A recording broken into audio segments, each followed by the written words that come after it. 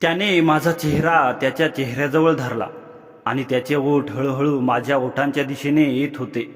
मला वेगळाच अनुभव जाणवत होता. कितीतरी वर्षात मी सुद्धा त्याला प्रतिसाद देऊ लागले. मी त्याच्या ओठांजवळ ओठ टेकवले आणि त्याला दीर्घचुंबन देऊ लागले.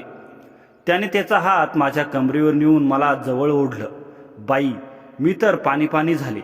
नंतर त्याने मला वरच्या मजल्यावर घेऊन, नमस्कार मित्रांनो, मी शोभा लहादे. मित्रांनो, ही माझी खरी कहाणी आहे. जाणून घेण्यासाठी नेहमीप्रमाणे सुरुवातपासून सुरू करूया आपली ही कथा. लग्नानंतरची पहिली 1-2 वर्ष ही प्रत्येक जोडप्याच्या आयुष्यातील एक क्षण असा असतो जो त्यांना त्यांच्या हृदयात आणि मनात जपून ठेवायचा असतो. तो काळ आयुष्यातील सर्वात प्रिय आणि गोड आठवणीपैकी एक आहे. आणि नवीन नवीन लग्न झाल्यावर प्रत्येकासोबत ह्या गोष्टी घडतातच. माझ्या बाबतीतही तसंच घडतंय. वयाच्या 18व्या वर्षी माझं लग्न रवीशी झालं होतं. तशी मी दिसायला देखणी, अतिशय सुंदर आणि कमनीय बांधा असणारी मुलगी होती. आणि आताही माझ्यात काही फारसा बदल झाला नाही. रवी एक चांगला माणूस होता आणि त्याचा स्वभावही तेवढा छान होता. पहिल्याच वेळेस जेव्हा माझ्या काकूंनी मला रवीबद्दल सांगितलं आणि त्याचा फोटो दाखवला, तेव्हा तो फोटो पाहूनच मी त्याला माझ्या जीवनसाथी मानलं होतं.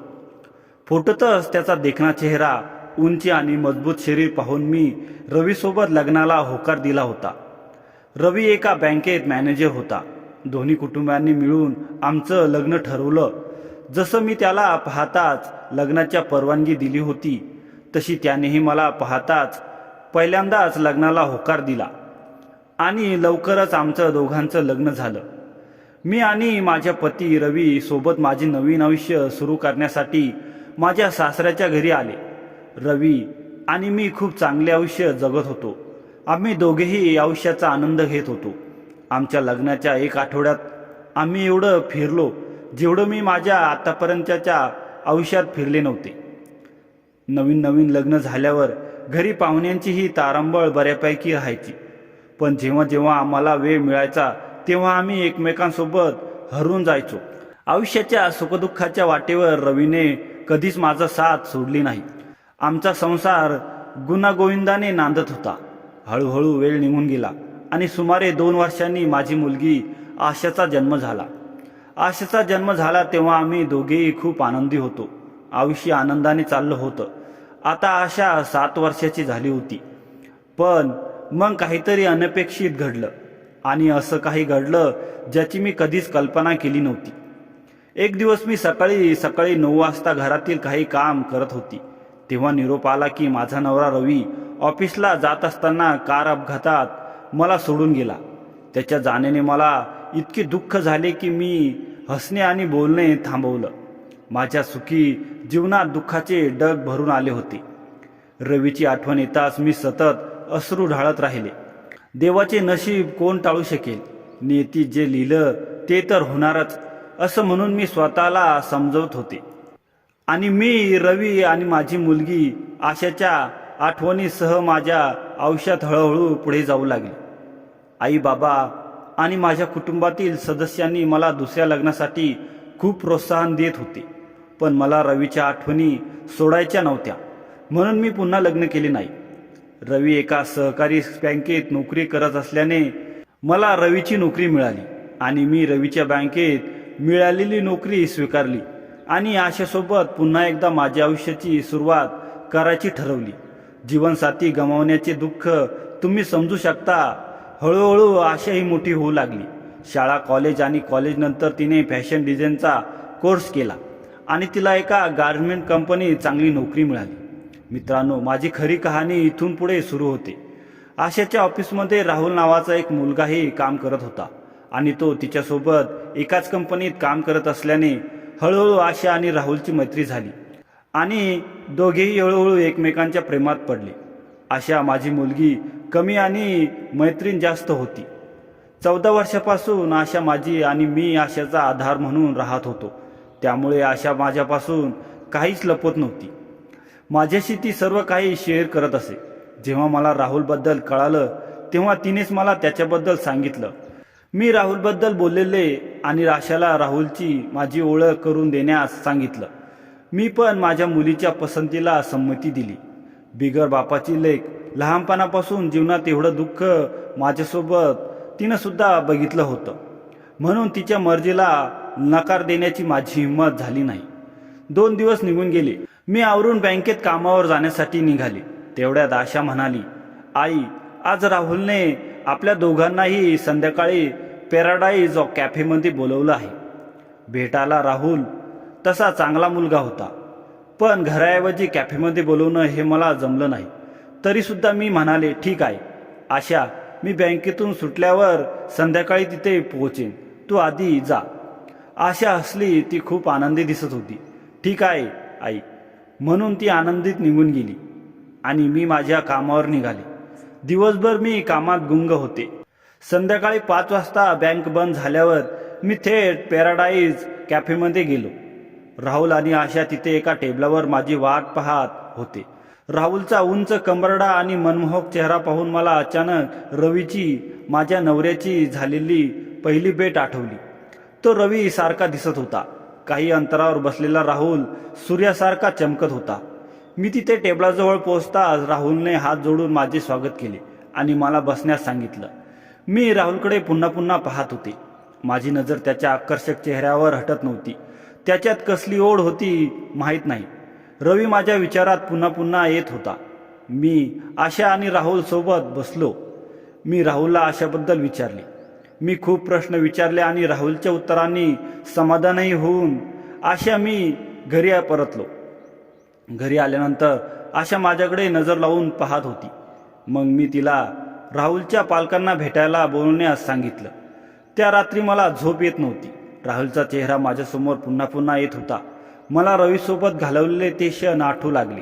इतक्या वर्षात पहिल्यांदा असं वाटत होतं की माझ्या आतली स्त्री बाहेर यायला आतुर झाली होती आणि मला रवीची खूप आठवण येत होती.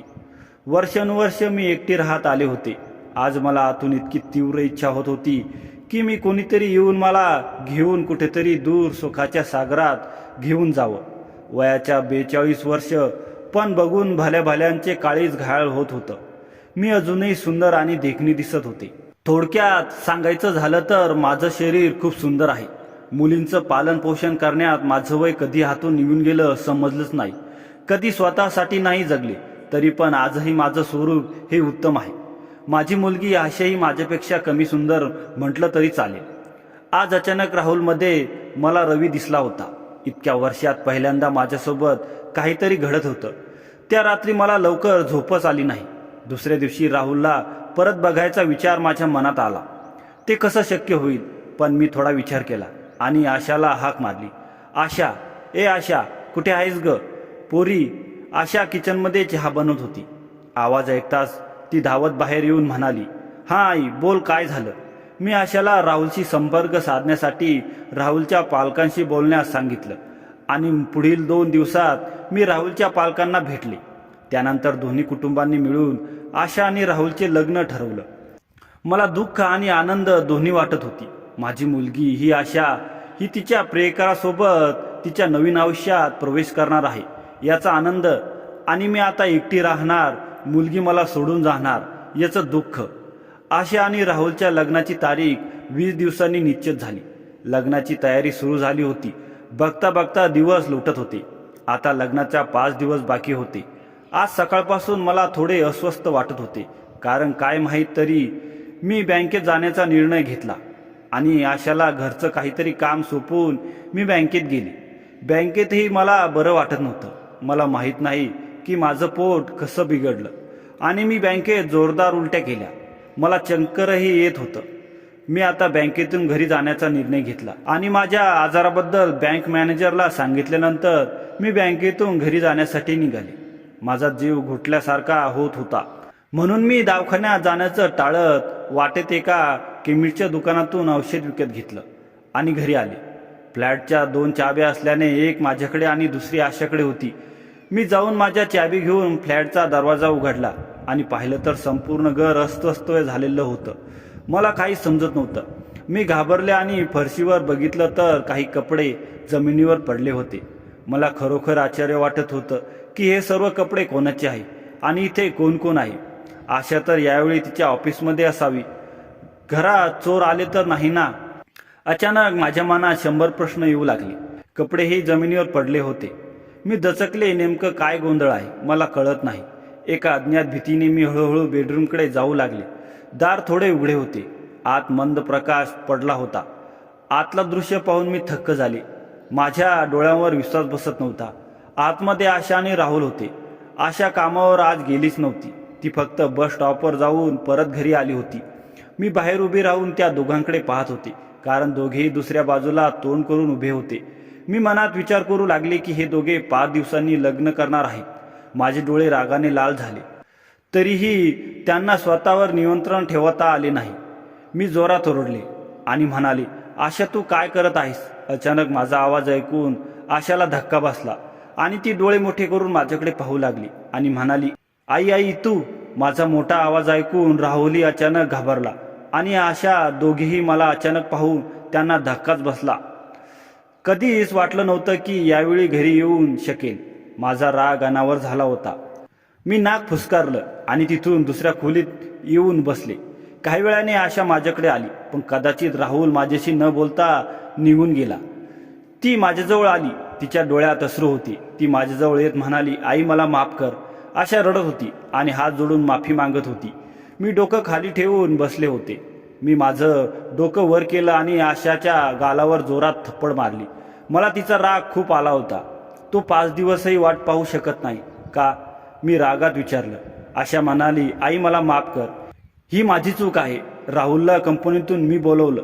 राहुल एका चांगल्या स्वभावाचा मुलगा होता. ती म्हणाली, तो म्हणत होता की आता आपण दोघं लग्न करणार आहोत ना. त्या दिवशी मी पहिल्यांदाच माझ्या फुलासारख्या मुलीवर हात उचलला. आशा, जिला मी आतापर्यंत खूप काळजी घेऊन वाढवलं होतं, जिची प्रत्येक इच्छा मी पूर्ण करायची, आज तिच्या डोळ्यात अश्रूंचा महासागर होता. आज मला इतका राग आला हे मला कळलंच नाही. रात्री झोपताना मला पश्चात्तापही झाला आणि राहुलला मी रूममध्ये बघितलं याचं समाधान होतं. दुसऱ्या दिवशी सकाळी मी आशेच्या खोलीत गेले. आशा अजूनही झोपली होती. मी रागावलेल्याने ती रात्रीचं जेवण न करता झोपली होती. मी तिच्या शेजारी बसले आणि तिच्या डोक्याला हात लावू लागले. आशा उठली आणि तिने मला मिठी मारली, रडू लागली आणि माझी माफी मागू लागली. आई आई मला माफ कर. लग्नाआधी मी हे करायला नको होतं. आई मला माफ कर. आशा रडत होती आणि वारंवार माझी माफी मागत होती. मी तिच्या डोक्याला हात लावत म्हणाले, चल उठ, काही हरकत नाही. आता तुला ऑफिसला जायचं आहे आणि मलाही, आणि लग्नाचे अजून खूप काम बाकी आहे. चल आता उठ. खरंच मी तिला समजावून घेतलं. आम्हा दोघांनाही असं वाटलं होतं की जणू कालच काहीच घडलं नाही. आशा तयार झाली आणि तिच्या ऑफिसला निघून गेली. पण मी प्रकृती अस्वस्थ असल्याच्या कारणाने सांगून बँकेतून रजा घेतली. आज माझं मन आणि मेंदू काहीतरी घडून आणण्याच्या मनस्थितीत होतं. राहुलचा चेहरा सतत माझ्या डोळ्यासमोर येत होता. काल जेव्हापासून मी राहुलला पाहिलं, मी फोन उचलला आणि राहुलचा नंबर डायल केला, पण त्याने पहिल्यांदा माझा फोन उचलला नाही. कदाचित तोही कालच्या घटनेने आश्चर्यचकित आणि अस्वस्थ झाला असेल. मी दुसऱ्यांदा नंबर डायल केला आणि राहुलने फोन उचलला. तो फोन उचलताच तोही माझी माफी मागू लागला. अहो आई, कृपया आम्हाला माफ करा. आम्ही दोघेही चुकलो. आम्हाला माफ करा. मी राहुलला सांगितलं की तुला माफ करेन, आता मला भेटायचं आहे. असं बोलून मी फोन डिस्कनेक्ट केला. काही वेळाने दाराची बेल वाजली. मी येऊन दार उघडलं. दारात फक्त राहुल होता. मी राहुलला आत येण्यास सांगितलं. त्यावेळी मी नाईट सूट घातला होता, ज्यामध्ये माझे शरीर स्पष्ट दिसू लागले होते.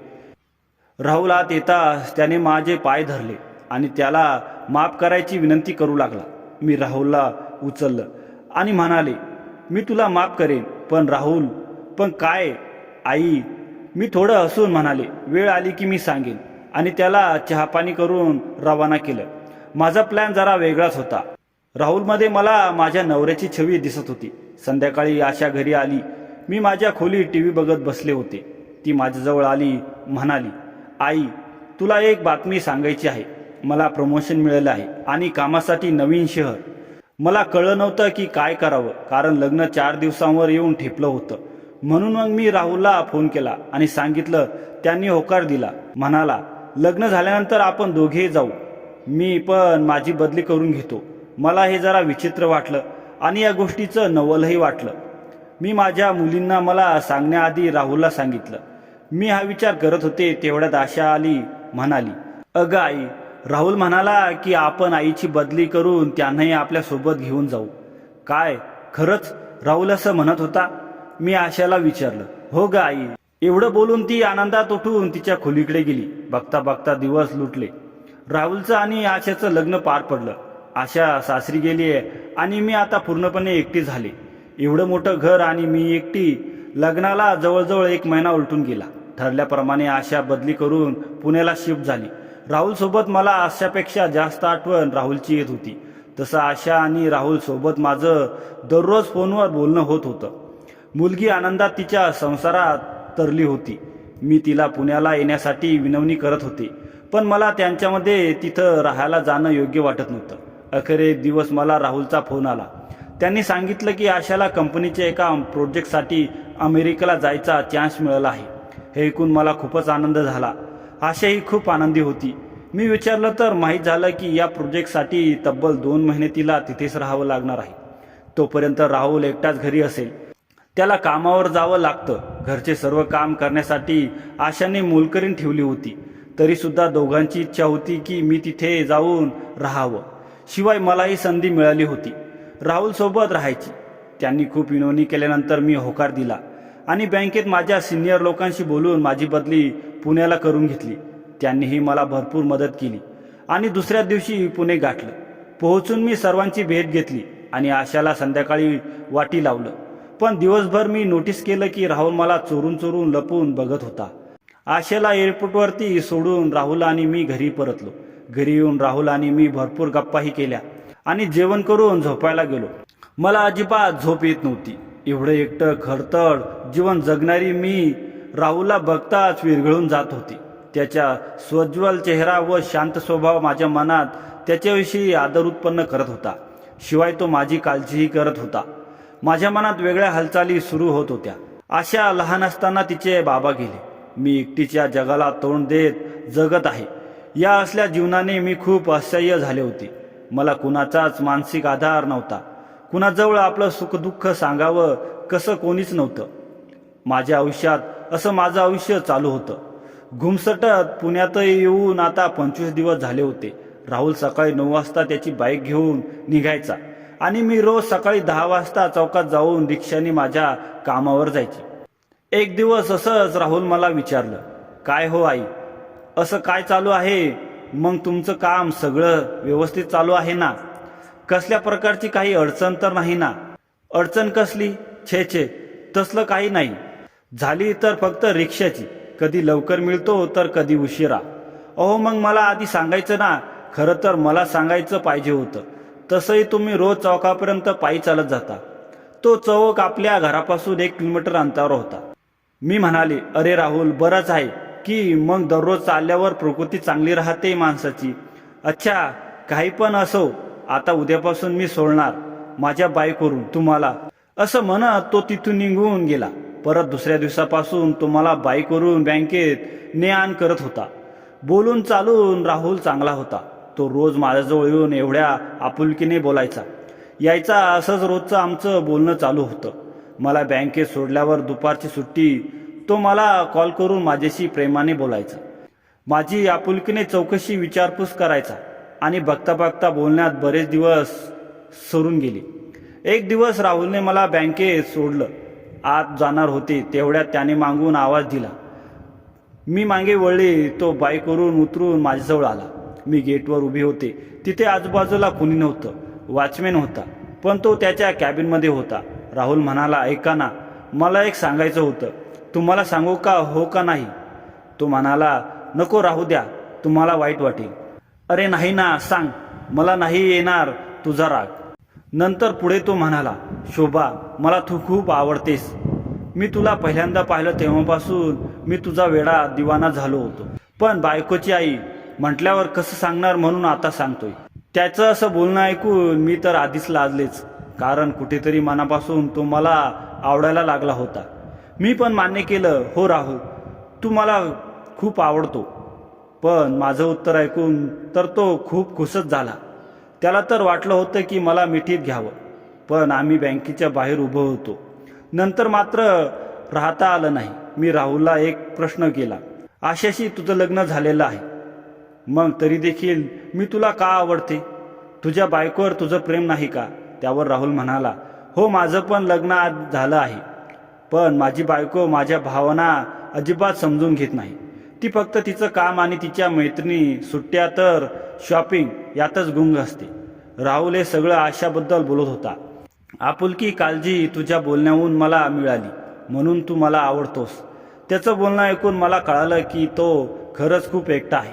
एवढं बोलून तो निघून गेला आणि मी पण बँकेत आत गेले. दिवसभर कामात मन लागत नव्हतं, म्हणून मी दुपारीच घरी निघून आले. हे राहुलला कळताच तो सुद्धा अर्ध्या दिवसाची सुट्टी घेऊन सरळ घरी निघून आला. शोभा, चल ना, आपण कुठेतरी बाहेर जाऊ फिरायला. तिथं फक्त आपण दोघे असू, बाकी कोणी नाही. राहुल आता माझ्याशी नाव घेऊन बोलत होता. मी म्हटलं, हो चल. आमच्या हॉटेलमध्ये जाण्याचा विचार झाला होता, कारण सकाळच्या गडबडीत मी स्वतः जेवण देखील केलं नव्हतं असं मी त्याला सांगितलं. तो लगेच उठला आणि बाहेर जाऊन बाईक स्टार्ट करून मला आवाज दिला. मी जाऊन बाईकवर बसले. थोड्याच वेळात त्याने बाईक एका भव्य हॉटेलवर थांबवली. आम्ही त्या भव्य हॉटेलच्या आतमध्ये गेलो. तिथे आम्ही बसलो होतो. ती जागा फक्त कपलसाठी होती. तिथं फक्त आम्ही दोघं आणि आमचं जेवण. आम्ही ऑर्डर दिली, पण जेवण यायला थोडा वेळ लागणार होता, म्हणून तोपर्यंत आम्ही शरबत मागवलं होतं. तेच पिता पिता आम्ही गप्पा मारत बसलो होतो. मी राहुलच्या शेजारीच बसले होते. तिथे बसण्यासाठी सोपे होते. आम्ही दोघे एका सोप्यावर बसलो होतो. बाकीचे कपलही होते, पण ते आपापले पडदे लावून बसले होते. जेवण आलं. आम्ही दोघे सोबत जेवण करत होतो. जेवताना राहुल मला विनोदी चुटकुले ही सांगत होता. असंच तिथं मी राहुलने 5 वाजेपर्यंत दिवस घालवला. तो दिवस माझ्या आयुष्यातला खूपच सुखद दिवस होता, कारण मला राहुलने प्रेमळ वागणूक दिली होती, जे की आजपर्यंत कोणीही दिली नव्हती. माझ्या नवऱ्याने सुद्धा दिली नव्हती. परत राहुल आणि मी घरी आलो. हॉटेलमधून पोटभर जेवून आल्याने आता मला रात्रीच्या जेवणाची गरज नव्हती. राहुल सुद्धा तिथं पोटभर जेवला होता. मी टीव्ही बघत बसले आणि राहुल उठून 15 मिनिट परत येतो असं बोलून बाहेर निघून गेला. 15-20 मिनिटांमध्ये तो वापस आला. परत आला तेव्हा त्याच्या हातात 2 पार्सल आणि 3 बियर होत्या. पाहून मी आश्चर्यचकित झाले. राहुल बियर पितो हे मला आज कळालं होतं. त्यानं अचानक ते बियर आणि पार्सल माझ्यासमोर ठेवलं. पार्सलमध्ये मंचुरियन होते. चल शोभा, मंचुरियन खाऊ. वाह, मंचुरियन, मला तर बाई खूप आवडतात. पण तुला कसं माहीत? असं म्हणत मी एक पार्सल उघडलं. त्यानंतर आम्ही दोघं एकाच पाकिटमधील मंचुरियन खात होतो. मध्ये राहुल बियरचे 2-3 घोट पित होता. पिता पिता तोंड वाकडं तिकडं करत होता. अरे राहुल, तू तोंड वाकडं तिकडं का करतोस? अगं शोभा, बियर कडू लागते म्हणून. छे छे, बियर कुठे कडू असते का? असं बोलताच मी दचकली. त्याने माझ्याकडे पाहिलं आणि म्हणाला, तुला कसं माहीत की बियर कडू असते की नाही? मी तर आपला असाच अंदाज लावला. मला काय माहीत की असते की नाही? मला खरं सांग, तो हसत हसत विचारत होता. अरे आता तुझ्यापासून काय लपवणार? खरं सांगू तर माझ्या बँकेत असलेल्या मैत्रिणीबरोबर मी घेतली 1-2दा, बस तीही थोडीच, फक्त एका बाटलीच्या झाकणा एवढी. अच्छा, तर अशी भानगड आहे. ए शोभा, चल ना मग आज आपण सोबत घेऊ. नको नको, मला पचत नाही, मला त्रास होतो नंतर. एक गप्प बस, मला वेड समजती का? माझं ऐकणार नाहीस का तू? असं म्हणत राहुलने बियर माझ्या तोंडाला लावली. मी पण जास्त विनवणी न करता थोडी प्यायली. अचानक राहुलला काय झाले तो माझ्याकडे बघत राहिला. असं काय बघतेस रे? मी त्याला म्हणाले. तितक्यात माझे केस धरून त्याने माझा चेहरा त्याच्या चेहऱ्याजवळ धरला आणि त्याचे ओठ हळूहळू माझ्या ओठांच्या दिशेने येत होते. मला वेगळाच अनुभव जाणवत होता. कितीतरी वर्षात मी सुद्धा त्याला प्रतिसाद देऊ लागले. मी त्याच्या ओठांवर ओठ टेकवले आणि त्याचा दीर्घ चुंबन घेऊ लागले. त्याने त्याचा हात माझ्या कमरेवर नेऊन मला जवळ ओढलं. बाई, मी तर पाणी झाले. नंतर त्याने मला वरच्या मजल्यावर नेऊन माझ्यावर अपार प्रेमाचा वर्षाव केला. मी मंत्रमुग्ध झाले. नंतर राहुल म्हणाला, हे शोभा, एवढी उरलेली बियर घे. मला हे आता संपवायला खूप होईल. तू संपव ना. तू मागाशी थोडीच घेतली होती. नको हो, मला नाही प्यायची. फेकून द्या नाहीतर. काही पण करा पण मला नको. आता ये. अगं असं काय करतेस, घे की प्लीज, त्याने खूप आग्रह केला. म्हणून मग शेवटची मी तयार झाली आणि प्यायली. मी पूर्ण एक बॉटल आता पिली होती. पण काही वेळाने अचानक मला अस्वस्थ वाटू लागले. घशात घरघर होत होते आणि चक्कर येऊ लागले होते आणि मी बेशुद्ध झाले. त्यानंतर रातभर काय घडलं मला काहीच आठवलं नाही. सकाळी जेव्हा मला शुद्ध आली, आजूबाजूला कोणीच नव्हतं. राहुल ऑफिसला गेला होता. मी उठून कपडे घातले आणि फ्रेश होऊन बँकेत निघून गेले. आशाला परत यायला अजून 12 दिवस बाकी होते. माझ्यातही काही प्रश्न होते ज्यांची उत्तरं मला मिळत नव्हती. पण ते 12 दिवस आम्ही एकमेकात घालवले, अगदी नवरा बायको सारखे. अखेर तो दिवस आला. सकाळी घराची बेल वाजली. समोर आशा उभी होती. मला बघताच ती माझ्या पाया पडली. म्हणाली, अगं आई, कशी आहेस तू? मी ठीक आहे. तू कशी आहेस? कसा झाला तुझा प्रवास? राहुल मागे दरवाजात उभा होता. त्याने आशेचं स्वागत केलं, पण त्याच्या चेहऱ्यावर जरा देखील आनंद नव्हता. का? त्याचं कारण मला माहीत होतं. 4-5 दिवस असेच निघून गेले. आशा माझ्यासाठी आणि राहुलसाठी बऱ्याच भेटवस्तू अमेरिकेतून घेऊन आली होती. राहुल आता माझ्याकडे दुर्लक्ष करत होता. आता माझं इथं राहणं योग्य नव्हतं. आशा माझी मुलगी होती आणि तिच्यासोबत अन्याय मी कसा करणार? मला वेगवेगळ्या विचारांनी विळखा घातला होता. अखेर मी माझा निर्णय घेतला. रात्री आम्ही सर्वांनी सोबतच जेवण केलं. मी थोडं लवकर जेवून माझ्या रूममध्ये आले. मी खूपच विचारात बुडाले होते. मनात भरपूर प्रश्नही होते. माझ्यामुळे माझ्या मुलीचा संसार, छे असं शक्य आहे? आणि जर आशाला माहीत झालं तर, की माझी आई माझ्याशी असं वागत आहे? जर असा विचार येताच मन अस्वस्थ होत होतं. शेवटी मी तिथून जाण्याचा निर्णय घेतला आणि बँकेत सुद्धा माझी बदलीविषयी बोलणी केली. बँकेत माझ्या काही मित्रांच्या मदतीने 4-5 दिवसात मला बदली मिळाली. हे मी घरी सांगितलं तर आशा आणि राहुल मानायला तयारच नव्हते. राहुल तर नुसता माझ्याकडे रागाने बघत होता आणि आशाने म्हणाली की, काय ग आई, आत्ताच तर आले आणि तू जायचं बोलतेस? नाही बाळा, मला जावं लागेल. जास्त दिवस मी इथे राहू शकत नाही. राहुलचा चेहरा उतरला होता. दुसऱ्या दिवशी माझ्या बँकेत शेवटचा दिवस होता, म्हणून मी लवकर जाणार होती. राहुलने मला मोटरसायकलवरून बँकेत सोडलं. मी गेटच्या आत जाणार तेवढ्याच त्याने मला आवाज दिला. मी थांबले. गेटवर आजूबाजूला कोणी नव्हतं. तो माझ्याजवळ आला. येऊन मला म्हणाला, शोभा, तू का जातेस मला सोडून? तू आमच्याबरोबर राहा. अरे राहुल, मी नाही राहू शकत आता इथे. का नाही राहू शकत? तुझी काळजी मला कळतंय, पण मी तसं कधी होऊ देणार नाही, असं म्हणत तो रडायला लागला. नकळत माझे डोळ्यात अश्रू आले. मी त्याला समजवलं, अरे आपल्याला आता वेगळं होणं हेच योग्य आहे. आणि कुठे तुला सोडून मी लांब जाते का? इथेच आहे मुंबई. 4 तासाचा रस्ता आहे. जेव्हा पण तुला माझी आठवण येईल तेव्हा तू येऊ शकतोस मला भेटण्यासाठी. खरंच तू खरं बोलतेस ना? हो बाबा, मी खरं बोलतेस. चल आता आधी रडणं बंद कर. राहुलला समजलं होतं की असं का बोलते.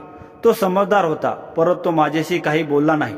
मी दुसऱ्या दिवशी पुण्याला निरोप दिला आणि निघाले परत एक नवीन आयुष्य शोधण्यासाठी. त्यानंतर राहुल किती वेळा मुंबईला आला आणि खूप वेळा आम्ही भेटलो. आशा आणि राहुल दोघेही आता खूप आनंदी आहेत. मित्रांनो, मी जो निर्णय घेतला तो योग्य होता की अयोग्य, कमेंट करून नक्की सांगा. आणि कथा आवडल्यास लाईक, शेअर आणि आपल्या चॅनलवर नवीन असाल तर चॅनलला सबस्क्राईब करायला विसरू नका. धन्यवाद.